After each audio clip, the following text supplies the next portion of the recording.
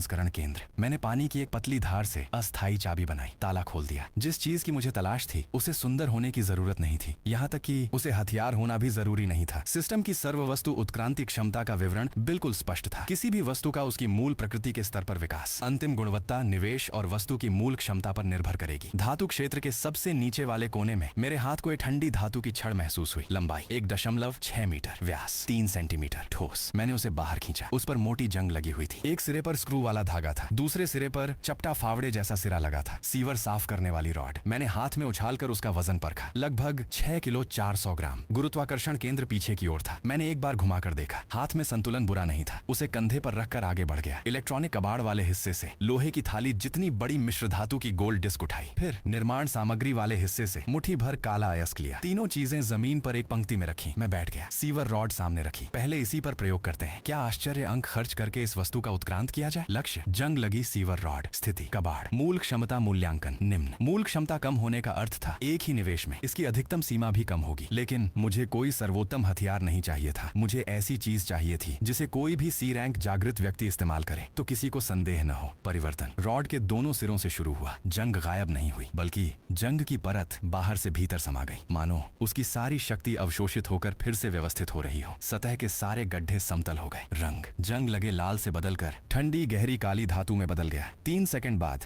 मेरे सामने 1.6 मीटर लंबी गहरे काले रंग की धातु की छड़ थी। सतह चिकनी थी, हल्की धात्विक चमक लिए हुए। एक सिरे का स्क्रू वाला धागा गायब हो चुका था। दूसरे सिरे का फावड़ा अब 3 नुकीले कांटों वाले आकार में बदल गया था। उत्क्रांतिपूर्ण। वस्तु का नाम समुद्री ज्वार त्रिशूल। गुणवत्ता स्तर C। सामग्री एबिसल स्टील। शुद्धता 91%। विशेष गुण 1, जल तत्व के साथ सामंजस्य। विशेष गुण 2, कठोरता समान स्तर के हथियारों से 200% अधिक। सामान्य B रैंक हथियार भी इसे क्षति नहीं पहुंचा सकते। एक C श्रेणी का हथियार, लेकिन उसकी रक्षा क्षमता B रैंक से भी अधिक थी। कॉलेज लीग में अगर मेरा सामना B रैंक या यहाँ तक कि A रैंक प्रतिभागियों से भी हुआ तो जब वे मेरे हथियार पर वार करेंगे उन्हें पता चलेगा कि उसे हिलाना भी मुश्किल है। पर्याप्त मजबूत लेकिन बिल्कुल ध्यान न खींचने वाला छिपा हुआ घातक हथियार। मैंने समुद्री ज्वार त्रिशूल उठाया। 2 बार हवा में घुमाया। हवा चीरने की आवाज धीमी आवृत्ति की गूंज के साथ, मानो बहते पानी के कटने की प्रतिध्वनि हो। सिस्टम, हाँ। उत्क्रांत किए जा सकने वाले कौशलों की सूची दिखाओ। मेरे सामने पैनल पर एक सूची उभर आई। 1, पानी की बूंद F रैंक। उत्क्रांति लागत 500 आश्चर्य अंक। 2, समुद्र देव का क्रोध। जल रेखा कटाव वाटर लाइन कट SSS उपकौशल। उत्क्रांति लागत 8000 आश्चर्य अंक। 3, समुद्र देव का क्रोध वर्षा नियंत्रण SSS उपकौशल। उत्क्रांति लागत 1000 आश्चर्य अंक। 4, समुद्र देव का क्रोध जल संकेत SSS उपकौशल। उत्क्रांति लागत 6000 आश्चर्य अंक। SSS स्तर के उपकौशलों की उत्क्रांति लागत साधारण वस्तुओं से कई गुना अधिक थी। इस समय मेरे पास कुल 12210 आश्चर्य अंक थे, यानी मैं केवल एक मुख्य कौशल को ही उत्क्रांत कर सकता था। जल रेखा कटाव। ये इस समय मेरे पास मौजूद सबसे शक्तिशाली एकल लक्ष्य आक्रमण था। रक्तनेत्र दानव वानर भी इसी कौशल से धूल में बदल गया था। क्या 8000 आश्चर्य अंक खर्च करके जल रेखा कटाव का उत्क्रांत किया जाए? हाँ, इस बार परिवर्तन बाहर नहीं, मेरे शरीर के भीतर हुआ। मानो नसों और मेरिडियन की हर ऊर्जा धारा फिर से व्यवस्थित की जा रही हो। ये प्रक्रिया लगभग 7 सेकंड तक चली। फिर सब कुछ फिर से शांत हो गया। उत्क्रांतिपूर्ण। कौशल का नाम समुद्र देव का क्रोध। जल रेखा कटाव समुद्र देव का क्रोध। 10,000 धारों की वापसी। Rank SSS। उत्क्रांति सफल। जल रेखाओं की अधिकतम संख्या 10,000, 50,000। जल रेखाओं का अधिकतम दाब 4200 वायुमंडलीय दाब, 12000 वायुमंडलीय दाब। नया विशेष गुण वापसी ज्वार। कटाव पूरा होने के बाद जल रेखाएं समाप्त नहीं होंगी। वे स्वतः वापस उपयोगकर्ता के चारों ओर लौटकर एक रक्षा परत बना लेंगी। आक्रमण और रक्षा दोनों एक साथ। ऊर्जा दक्षता में वृद्धि। समान शक्ति के प्रयोग पर ऊर्जा की खपत 40% कम। ऊर्जा की खपत 40% कम। इसका मतलब था जो शरीर पहले पूर्ण शक्ति पर केवल 2 मिनट तक टिक सकता था, अब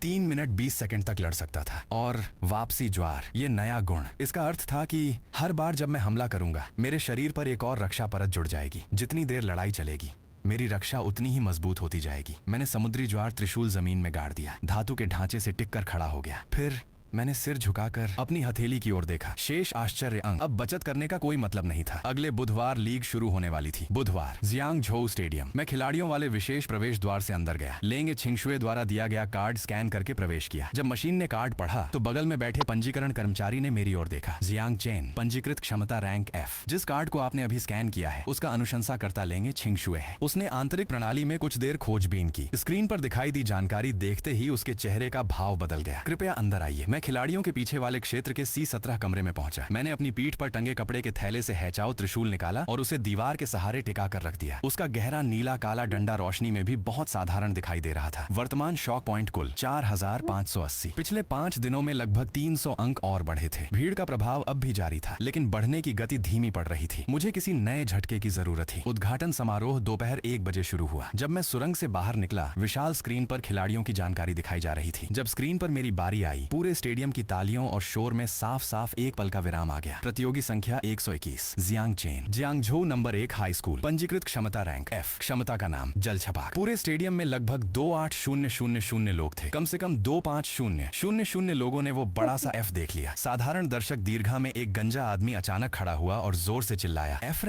रैंक भी मंच पर चढ़ सकता है? किसका रिश्तेदार है ये? बस उसी एक वाक्य ने पूरे स्टेडियम में हलचल मचा दी। कोई गलती हो गई क्या? F रैंक तो बस पानी उछाल सकता है। धांधली, ये तो खुली धांधली है। मेरे सामने पैनल लगातार चमकने लगा। Shock point 3, shock point 2, shock point 5। कुछ ही सेकंड में 20 से अधिक संदेश दिखाई दिए। हर बार संख्या छोटी थी, लेकिन कुल मिलाकर बहुत अधिक। मैं सिर झुकाए खिलाड़ियों की कतार में जाकर अपनी जगह पर खड़ा हो गया। मेरे चेहरे पर कोई भाव नहीं था, लेकिन पैनल के कोने में शॉक पॉइंट 4580 से बढ़कर 4917 हो चुके थे। केवल प्रवेश करते ही 1 मिनट में 300 से अधिक अंक मिल गए। उद्घाटन समारोह समाप्त हुआ। अब ड्रॉ शुरू हुआ। विशाल स्क्रीन पर प्रतियोगियों के नंबर घूमने लगे। 37वां मुकाबला। प्रतियोगी 21, जियांग चेन, F रैंक, जल छपाक। प्रतियोगी 78, शीटिए शान, B रैंक, भुजा सुदृढ़ीकरण। पूरे स्टेडियम में तुरंत 2 तरह की प्रतिक्रियाएं सुनाई दी। ये तो सीधे मुफ्त अंक देने जैसा है। क्या यही यादृच्छिक ड्रॉ है? F रैंक बनाम B रैंक? क्या तुम लोगों ने जानबूझकर ऐसा किया है? VIP क्षेत्र में बैठे जिन जियानफेंग ने स्क्रीन पर मुकाबलों की सूची देखते हुए अपनी उंगलियां कुर्सी के हत्थे पर 2 बार थपथपाई। शीटिए शान। उसके बगल में खड़े प्रबंधक ने सिर हिलाया। शारीरिक क्षमता वाला खिलाड़ी है। हाथ थोड़ा भारी रहता है। मेरा मुकाबला किस समूह में है? 51वें समूह में। सामने युनशान अकादमी का एक C रैंक खिलाड़ी है। कोई फर्क नहीं पड़ता। उसने स्क्रीन से नजर हटाकर खिलाड़ियों की ओर देखा। उसकी नजर मेरी यानी ग्रे नीली स्कूल यूनिफॉर्म पहने मेरी आकृति पर टिक गई। अगर शीटिए शान जीत गया तो अगले दौर में उसका मुकाबला मुझसे होगा। प्रबंधक ने नॉकआउट का चार्ट खोल दिया। 37वां और 51वां समूह दूसरे दौर में आमने सामने आने वाले थे। जिन जियानफेंग ने बस हल्के से हूं कहा। उसने ये पूछने की जरूरत भी नहीं समझी कि अगर शीटिए शान हार गया तो क्या होगा, क्योंकि वहां मौजूद लगभग सभी लोगों की तरह उसने भी कभी ये संभावना मानी ही नहीं थी। F रैंक का B रैंक को हराना असंभव। प्रारंभिक मुकाबले लगातार चलते रहे। मैं 37वें मुकाबले में था। मेरे आगे अभी 36 मुकाबले बाकी थे। लगभग 2.5 घंटे। मैं खिलाड़ियों के विश्राम क्षेत्र में एक कुर्सी पर बैठ गया। हैचाओ त्रिशूल को अपनी गोद में रखकर आंखें बंद कर ली। बाहर से आती दर्शकों की गर्जना लहरों की तरह लगातार मेरे कानों तक पहुंच रही थी। 2.5 घंटे बाद 37वें मुकाबले के खिलाड़ी कृपया मंच पर आए। मैं हैचाओ त्रिशूल लेकर मंच पर चढ़ा। शीटिए शान पहले से ही सामने वार्म अप कर रहा था। उसकी दोनों भुजाएं पहले ही आयरन वॉल सुदृढ़ीकरण की स्थिति में प्रवेश कर चुकी थी। उसकी त्वचा पर गहरे धूसर धातु जैसी चमक दिखाई दे रही थी। दोनों के बीच का अंतर साफ नजर आ रहा था। वो 1.92 मीटर लंबा और 220 पाउंड वजनी था। मैं 1.75 मीटर लंबा और 130 पाउंड वजनी था। मैंने ग्रे नीली स्कूल यूनिफॉर्म पहन रखी थी और हाथ में अपने कद से थोड़ा छोटा त्रिशूल पकड़ा हुआ था। 3 सेकंड